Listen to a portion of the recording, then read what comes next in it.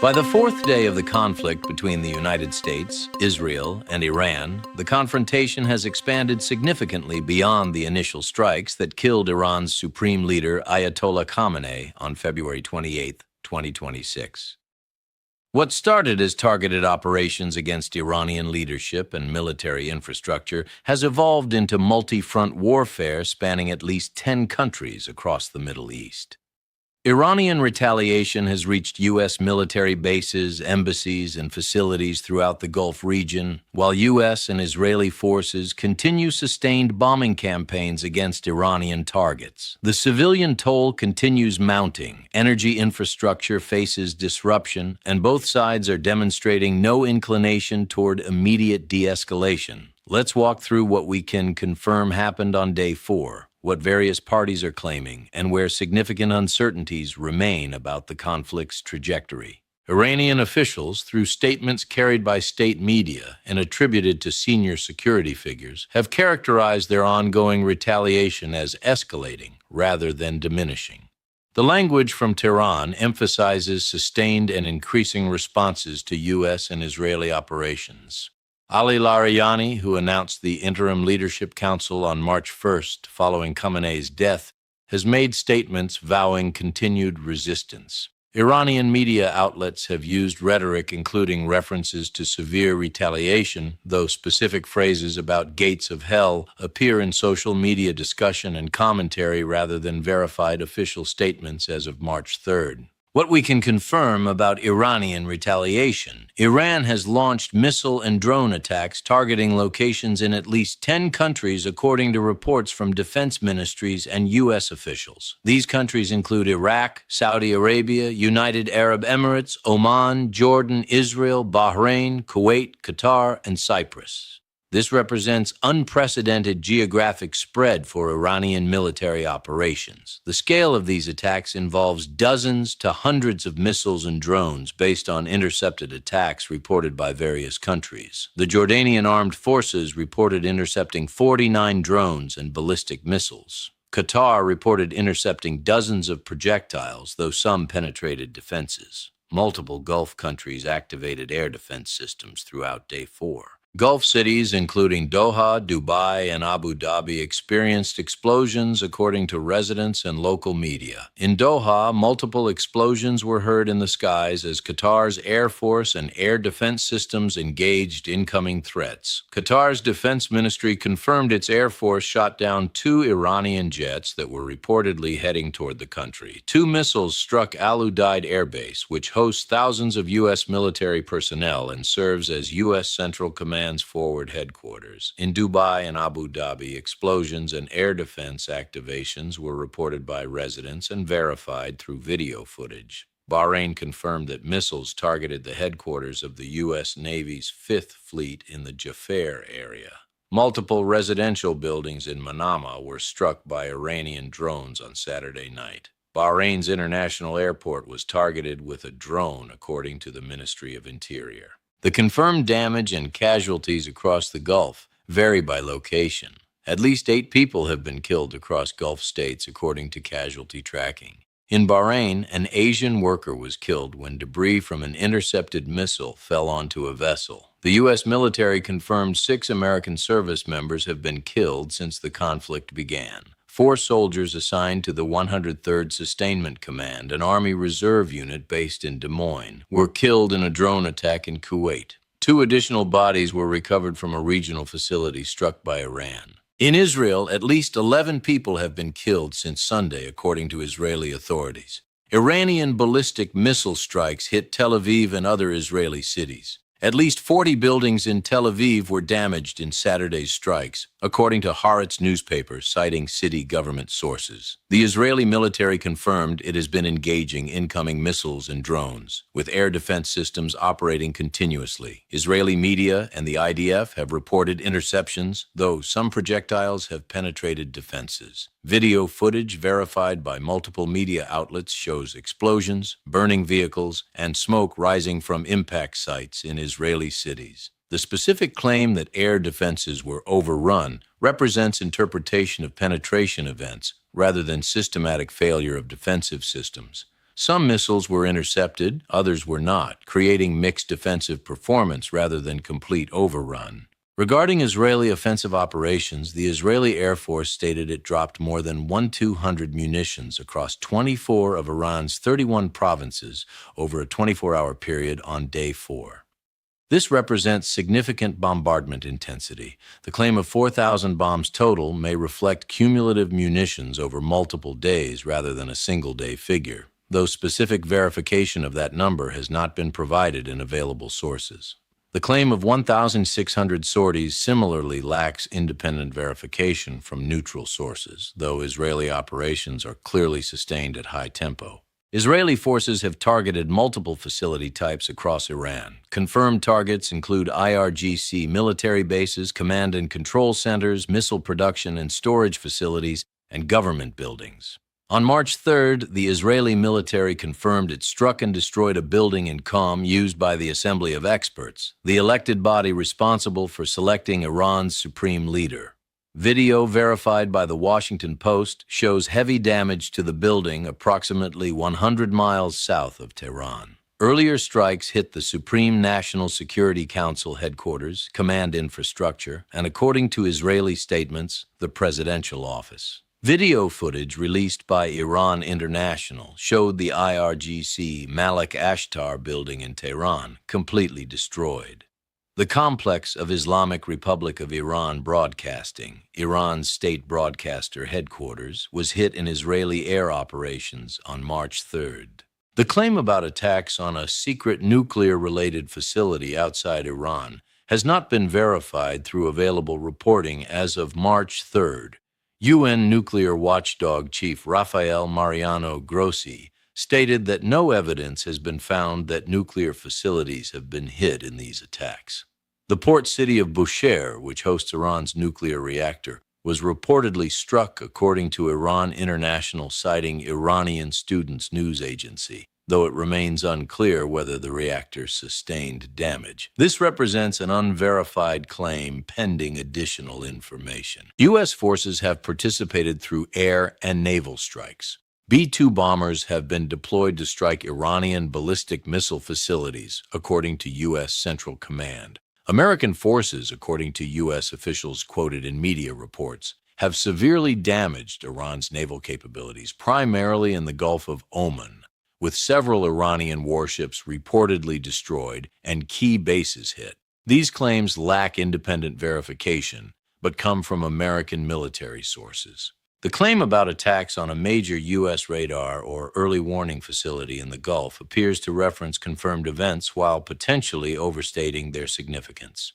Qatar reported that a drone hit an early warning system, according to Al Jazeera's reporting on Day 4 events. However, characterization of this as the largest facility or suggesting it was completely destroyed rather than damaged requires verification. The facility's importance and the extent of damage remain unclear from available public information.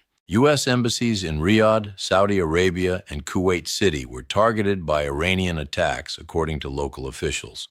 Both embassies have been closed. The State Department alert reviewed by the Washington Post indicated a parking lot at the U.S. consulate in Dubai was hit in a suspected drone strike, causing a small fire. The U.S. State Department has urged American citizens to leave multiple Middle Eastern countries immediately, including Bahrain, Kuwait, Oman, Qatar, Saudi Arabia, and the UAE. The Iranian closure of the Strait of Hormuz has been confirmed and represents major escalation. The strait, through which approximately 21% of global oil passes, is now disrupted or blocked. QatarEnergy, the world's largest liquefied natural gas producer, announced on Monday it had halted production after Iranian attacks. This creates immediate impacts on global energy markets beyond oil disruption. The civilian casualties continue mounting, with particular attention to a strike on a girls' elementary school in Minab, southeastern Iran.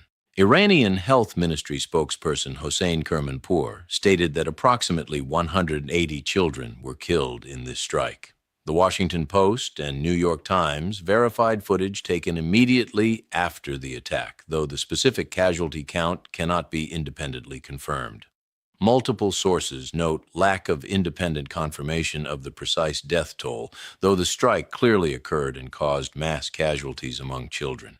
Total casualties in Iran reached 787 killed, according to the Iranian Red Crescent Society as of March 3rd. This represents Iranian government figures that cannot be independently verified but constitute the official toll being reported. Casualties include civilians, IRGC personnel, and government officials. Iran International, citing Iranian Students News Agency, reported thousands of IRGC personnel, including senior officials, were killed or wounded as multiple military bases were attacked, though specific numbers remain unverified. The rhetoric around imminent threat justification relates to international law frameworks for self-defense.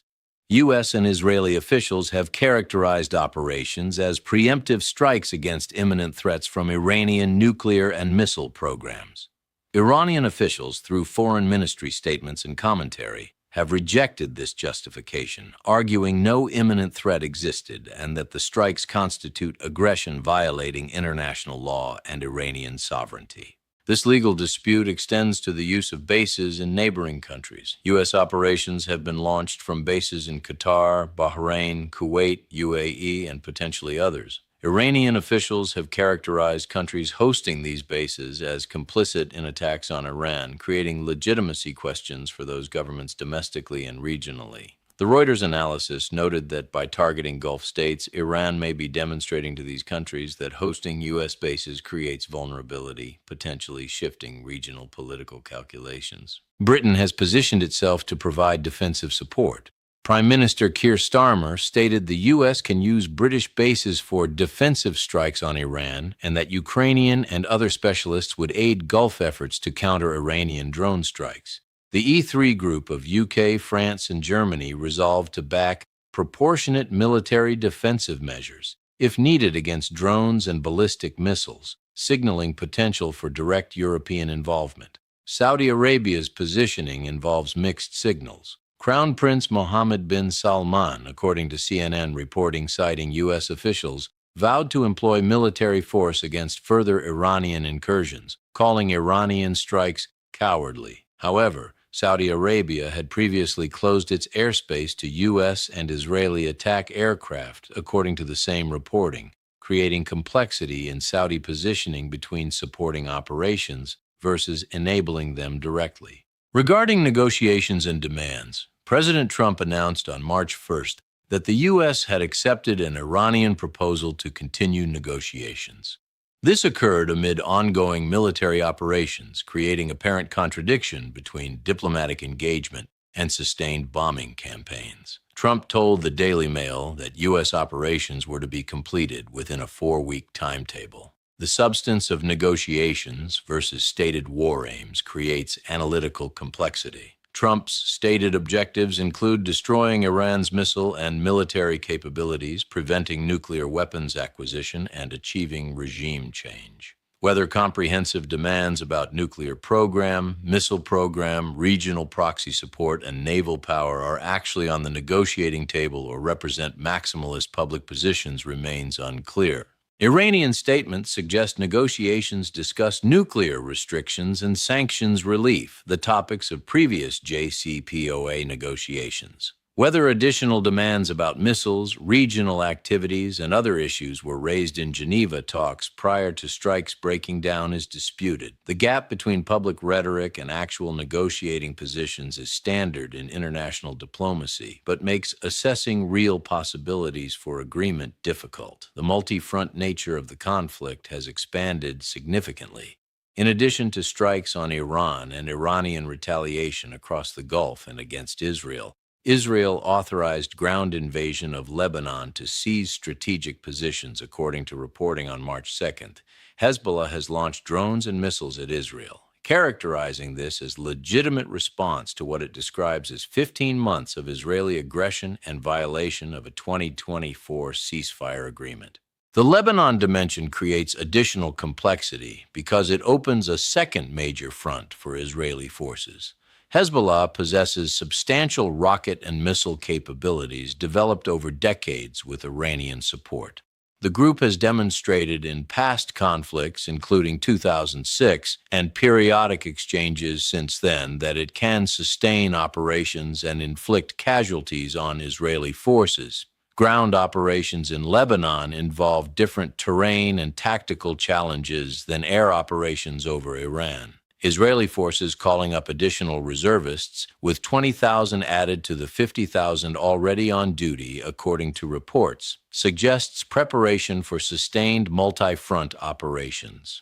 Ground combat in Lebanon, while conducting air campaigns over Iran, responding to missile attacks on Israeli cities, and managing broader regional security stretches military resources and creates force distribution challenges. Iraqi territory has seen U.S. and Israeli strikes against Iranian-aligned militias. The Jerf al-Sakr base, housing popular mobilization forces and Kataib Hezbollah, was targeted, killing 2 fighters and wounding 5, according to Iraqi state media and Kataib Hezbollah sources. In Kurdish-controlled northern Iraq, explosions were reported near the U.S. consulate and international airport in Erbil, with air defenses intercepting drone attacks. The Iraqi dimension matters because Iraq hosts both U.S. military presence and Iranian-aligned militia groups. The Iraqi government faces pressure from multiple directions. Iranian-aligned political factions demand expulsion of U.S. forces, while maintaining relationship with Washington provides economic and security benefits. Strikes on Iraqi territory create political complications for Baghdad's government, regardless of who conducts them. Cyprus, despite not being in the immediate region, experienced an Iranian drone strike on the British Akrotiri military base runway, according to reports. This represents geographic extension of Iranian retaliation to European territory hosting British military facilities. The strike demonstrates Iranian capability and willingness to reach beyond the immediate Middle East to target facilities supporting operations against Iran. The energy market implications extend beyond Strait of Hormuz closure. QatarEnergy's production halt affects liquefied natural gas supplies to Asian and European markets. Qatar is the world's largest LNG exporter. European countries, many of which reduced Russian gas imports following Ukraine invasion, depend partly on Qatari LNG. Disruption creates immediate supply concerns, particularly for countries with limited alternative sources. Oil markets face multiple pressures. Strait of Hormuz disruption affecting Saudi, UAE, Kuwaiti, and Iraqi exports in addition to Iranian production. Potential damage to Gulf oil infrastructure from Iranian strikes, insurance and shipping cost increases making maritime transport economically prohibitive even if physically possible, and market uncertainty driving speculative price increases beyond supply-demand fundamentals. Preliminary oil price movements following conflict outbreaks saw increases, though specific price levels vary by contract type, delivery location, and timing.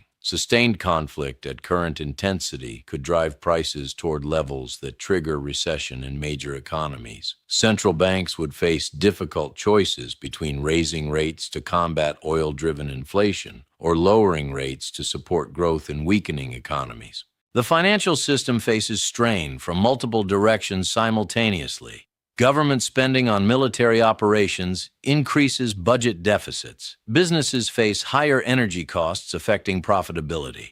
Consumer spending decreases as fuel and heating costs rise. Stock markets experience volatility from geopolitical uncertainty. Currency markets react to changing risk perceptions and trade flows. The humanitarian costs continue accumulating. The 787 killed in Iran includes significant civilian casualties, including the approximately 180 children in the Minab school strike. Additional civilians have died in Israeli cities from Iranian missile attacks. Gulf countries have experienced civilian casualties from drone and missile debris.